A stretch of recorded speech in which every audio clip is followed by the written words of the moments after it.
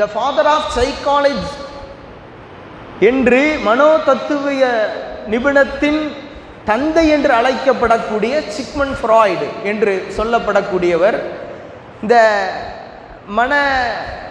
நலத்தை குறித்து ஒரு பெரிய ஒரு அனாலிசிஸ்ட், அதை ரிசர்ச் பண்ணி ஆய்வு செய்து மனிதன் பலகீனமாக படைக்கப்பட்டிருக்கிறான், எந்த ஒரு விஷயத்தை பார்க்கிற பொழுதும் அதை அனுபவிக்கக்கூடிய ஒரு உந்து சக்தி மனிதனுக்கு இயற்கையாகவே, அவனுடைய மேனுஃபேக்சரிங் ஃபைட்டே அப்படிதான், இயற்கையாகவே அது உண்டு பண்ண இருக்கிறது. அப்படின்னா இதிலிருந்து தன்னை காப்பதற்கு என்ன அப்படிங்கிற விஷயத்தை அவர் சொல்லலை. ஆனால் குர்ஆன் சொல்லுது, நபிமொழி சொல்லுது, நபியினுடைய வாழ்வியல் சொல்லுது, நபியினுடைய வணக்கவியல் சொல்கிறது.